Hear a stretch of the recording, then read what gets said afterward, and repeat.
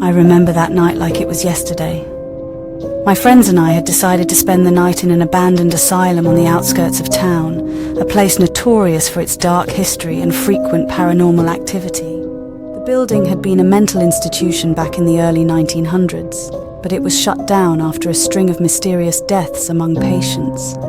The stories of mistreatment, torture, and cruel experiments on the mentally ill had always lingered, and many believed the place was haunted by the tormented souls who never found peace.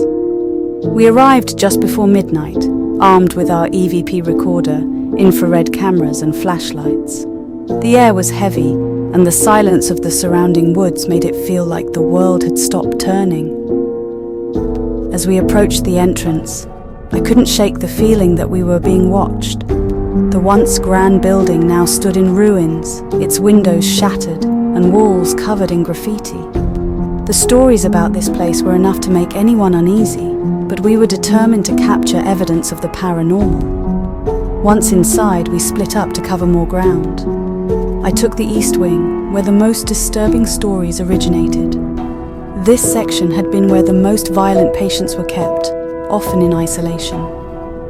As I walked down the darkened hallway, the sound of my footsteps echoed through the empty corridors.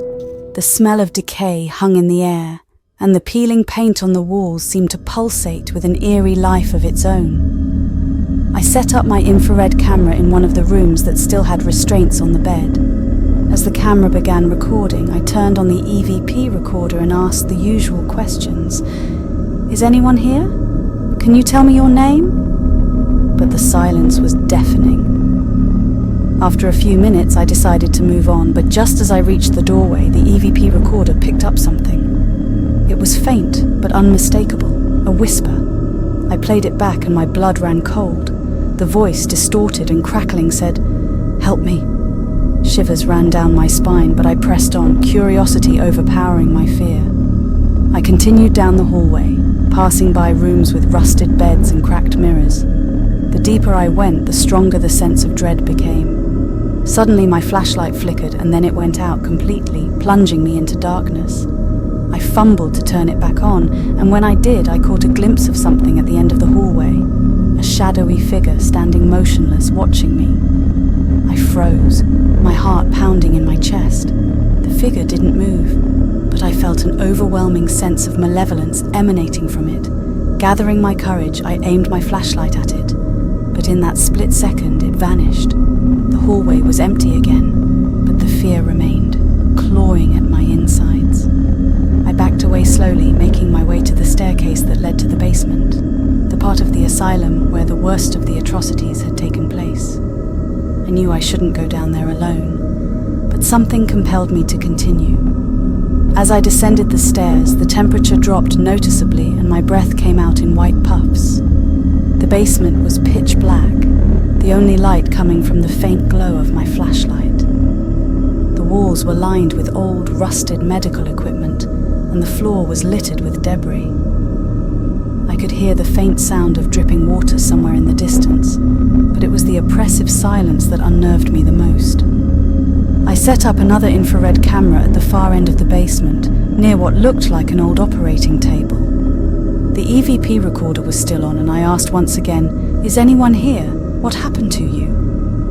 For a long moment, there was nothing, just the sound of my own breathing. Then a low, guttural voice came through, barely audible but filled with rage. "Get out!" My blood turned to ice. This was no plea for help. This was a warning. I knew I had to leave, but my legs felt like lead. Just as I was about to turn and run, I heard something behind me. The sound of footsteps, slow and deliberate, getting closer and closer. I whipped around, but there was nothing there. The footsteps continued, circling me, and I realized with growing horror that whatever was down here with me wasn't visible. Panic set in, and I bolted for the stairs, the footsteps still echoing in my ears. As I reached the top, the door slammed shut with a force that shook the walls. I was trapped, and the realization hit me like a ton of bricks. Whatever was in this asylum didn't want me to leave. I don't know how long I stood there, paralyzed by fear, but eventually I forced myself to push open the door. It creaked open slowly, revealing the darkened hallway beyond. I ran back to the main entrance, my heart pounding in my ears, and burst through the doors into the night. My friends were already outside, their faces pale with fear. They had heard the commotion and had come running, but they were too scared to go inside. We didn't say a word as we packed up our equipment and left the asylum behind, the sense of dread still clinging to us like a dark cloud. To this day, I can't explain what happened in that asylum, but I know one thing for sure. Some places are better left undisturbed, and whatever spirits haunt those crumbling walls, they are not at rest. We agreed to never speak of that night again, but the asylum seemed to cling to me like a shadow.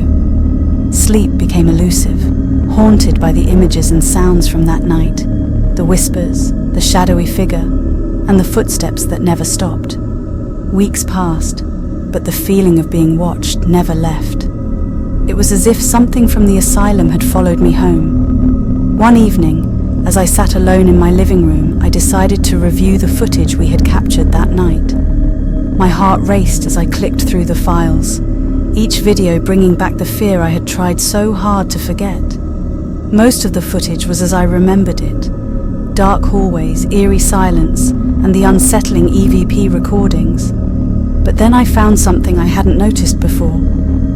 In the video taken in the basement, just as the footsteps started, the infrared camera picked up a faint outline. At first, it was barely visible, just a blurry figure in the background.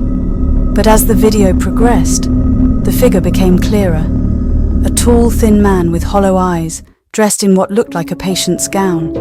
He was standing right behind me. I paused the video, my breath catching in my throat. How had I not seen him? My mind raced, trying to rationalize what I was seeing. But deep down, I knew there was no explanation. This was something beyond the physical world, something that defied logic. The figure didn't move, just stood there watching me. But then, just before I ran for the stairs in the video, the figure's head slowly turned to face the camera. It was as if he knew he was being watched, and he wanted to make sure I knew it too. I shut off the computer, my hands trembling. The air in the room felt heavy, oppressive, just like it had in the asylum. I could feel a presence, something dark and malevolent, lurking just beyond my sight. My phone buzzed on the table, snapping me out of my thoughts. It was a message from one of my friends who had been there that night. The message was short, but it sent chills down my spine. "Have you watched the footage? There's something else." Before I could respond, there was a loud crash from the hallway outside my living room. I jumped to my feet, my heart pounding in my chest. I walked slowly to the hallway, every step echoing in the silence. As I rounded the corner, I saw it. The picture frame I had hung on the wall was shattered on the floor. But it wasn't the broken glass that terrified me. It was the fact that the frame had been nailed securely to the wall. There was no reason for it to fall. My phone buzzed again, this time with a video attachment. My friend had found something even more disturbing in his footage. With shaking hands, I opened the video. It showed the east wing where I had felt the strongest presence.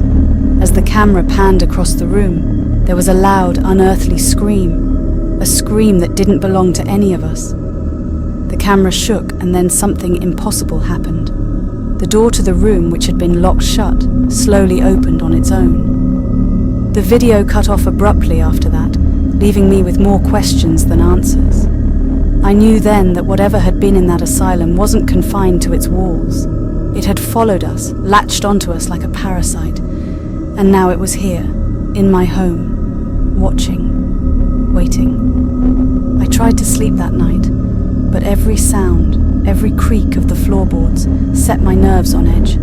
At some point, I must have drifted off because I was jolted awake by a cold breeze. My bedroom window was open, even though I knew I had closed it. And there, in the reflection of the glass, was the faint outline of a figure standing at the foot of my bed. I turned on the light, but there was nothing there. Just the lingering fear that something was terribly, terribly wrong. I knew I couldn't stay here. Couldn't risk whatever this was getting stronger. I packed a bag and left my apartment, not caring where I went as long as it was far away. But as I drove through the empty streets, the sense of being followed never left. The shadows seemed darker, the silence more oppressive. I glanced in the rearview mirror, half expecting to see that hollow-eyed figure sitting in the back seat. I don't know how this ends, or if it ever will. But one thing is certain. What we encountered in that asylum wasn't just a ghost. It was something darker. But one thing is certain. What we encountered in that asylum wasn't just a ghost. It was something darker, something that feeds on fear. And now, it's out in the world, searching for its next victim. I just hope it's not you. Fearful 6.